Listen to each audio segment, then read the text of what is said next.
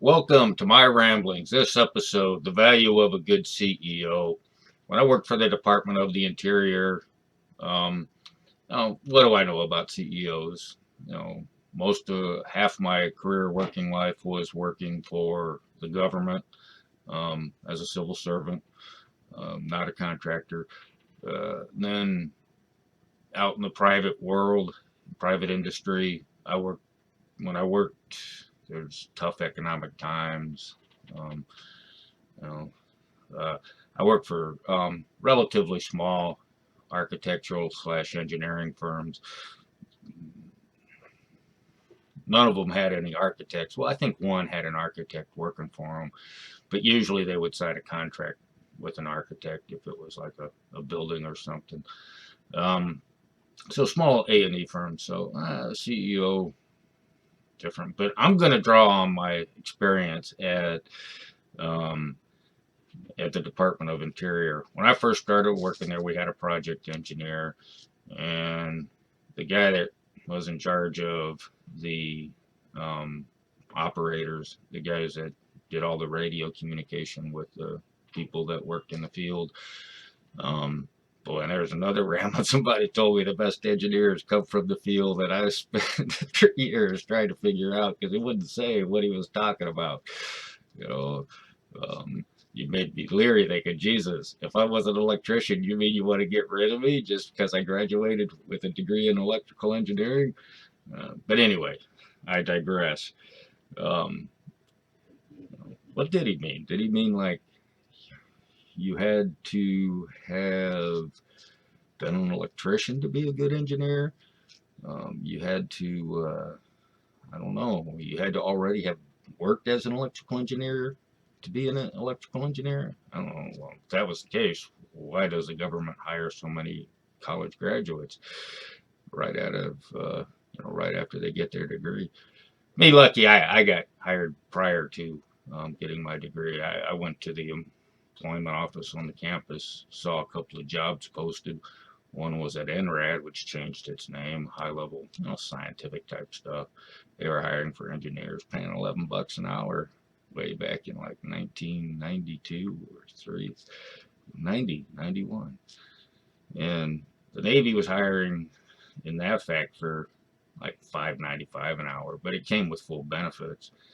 And this was a little while after the recruiting segment where the civil service and of the DoD and the military came out and tried to, had a recruiting session where they tried to get college students interested in coming to work in sort of a student program. And technically, you're a civil servant. Um, and after you graduate, you go from sort of conditional employment to permanent employment. Career condition. Most people start off for a year as career conditional, and then you know after a satisfactory year of service, you convert to career.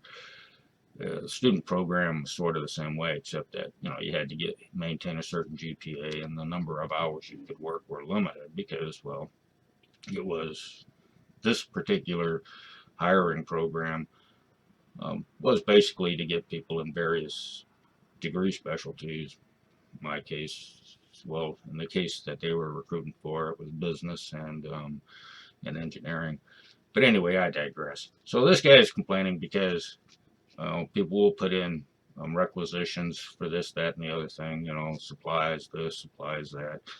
And the guy sitting at the top would go through and, he'd cut down orders and stuff like that. And, um, you know, people always complain. It's kind of, all right, that's interesting. I'll see you later. But, so I really didn't form an opinion about it. I didn't know what the basis of, I knew nothing about the orders that were submitted. I knew nothing about what his criteria was for deciding how much of any one thing to order and stuff. But, I had my job. I was GS-12 electrical engineer. Um, you know, we kind of sit off on the organizational chart from everybody else. And I had aspirations of becoming a power manager, but that was 2, 3 years down the road. I wanted to be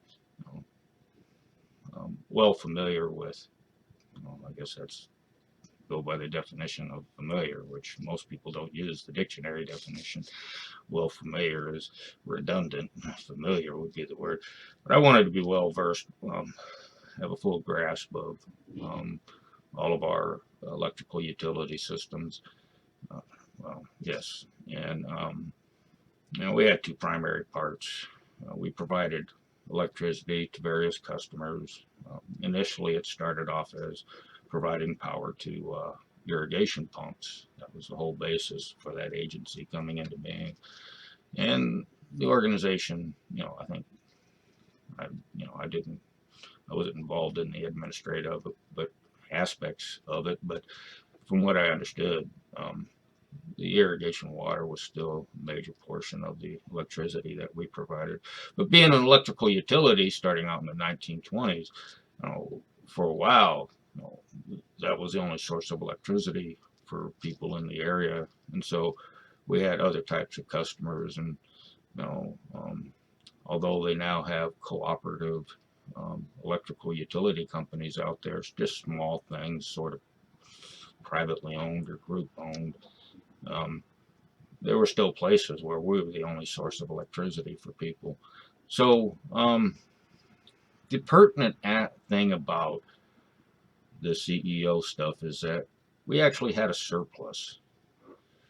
And then for some reason, I guess our project engineer, he was the top of the org chart, so it's not the same project engineer term you might find somewhere else. And then he had an irrigation manager and a power manager. Power manager was sort of in charge of the shops. He was in charge of metering. Um, I don't know if he was in charge of electricity billing. That might have been a third branch. And then he was, of course, in charge of the electrical engineering group. And the power manager was an electrical engineer. Um, and so for some reason our power manager moved on. I talked a little bit about it in one of the videos, but I'm not really sure why. And then so we get a new guy in a few weeks later, and this guy came over from another utility company that was run by the government. Again, um, places where it's so remote that electricity wouldn't be there if the government wasn't providing it. And one can also think about the Tennessee Valley Authority. So anyway, but this guy's career path, he was actually a lineman, and he, there's positive things to say about him, and a couple of things, just I don't know, too gregarious or something.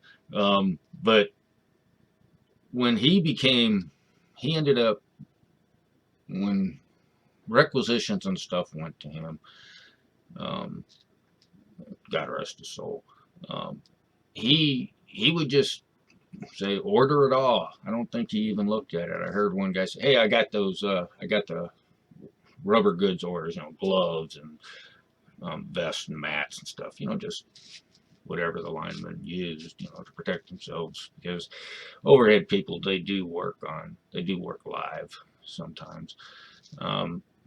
It's not the same as the NEC where the corresponding NFPA 70E would apply, where you are not allowed to work on anything live except under just rare exceptions. So he was a damn good lineman. He really knew the industry and stuff, but he wasn't really an effective CEO. So I guess we got rubber goods that, probably last 10, 15 years and degrade before they ever get around to being used and stuff. And, he was a man of action. At the time, I was trying to figure out, okay, over years, what is it that we need to do? And, the thing wasn't literally falling apart. There had some poles here and there that needed to be replaced, and I was trying to organize or plan. I really didn't have anybody working for me. The shops didn't report to me. They were really too busy. I'd go out and assist them with a technical problem if they had it. Uh, Blondell's theorem. I'm going to ramble about that, but and just sort of plan. Okay, we need to get inspections done all down the three main portions of the 69 kV system and stuff. And well, the front end, which I always prefer, was probably in the best condition. And now, being a man of action, we had a monsoon come through, knock down a few poles. The poles were breaking above the dirt line. And there's something that I was looking into that says that that's because the center of gravity is too high. I don't know. I don't remember. Obviously, you might have to um, bury them a little deeper, but you could you could make where the stress is concentrated in the dirt, and then the dirt is much more supportive of a pole, and you're less likely to break. I don't remember. That was so long ago, and that's more structural engineering, which is kind of a bit off electrical engineering. I don't know. Thicker poles might also do it, but I was it was just one of those things that I was trying to look into. But he just decided to go and rebuild the entire front end. And, now we got a system that will last 30, 40, 50 years, depending on, how poles get affected by the conditions and stuff. But, from my perspective, it wasn't absolutely necessary to rebuild the entire thing. And, well, to get to the point, so we went from being in the black, having a surplus on the books, to actually being a couple of million dollars in the red. And, so the guy had his strengths and weaknesses. And, it's easy to look back and criticize somebody. And that's why I was really reluctant to make this video, or I never even really said anything about it. People at the top, they got to make their decisions. And, I don't know what they go through, what goes into the decisions. Like I said, I was 2 to 3 years from where I thought I would be ready to become the power manager. At least 10, 12 years from becoming the project engineer. But um, that's what I mean. I didn't want to just be somebody that didn't know what he was doing and had to believe what everybody else was telling him. You know, and then having to decide, well, does this guy know what he's talking about, or does that guy know what he's talking about? I was getting there, but you know, it doesn't always careers don't always work out the way you would like. But anyway, so I digress. So really, to me, that's the value of a good CEO. Somebody that has good business sense. That knows that just because somebody complains, it doesn't mean that everything needs to change. That knows his job. Anyway, so well, hope you enjoyed the ramble, and we'll see you next time.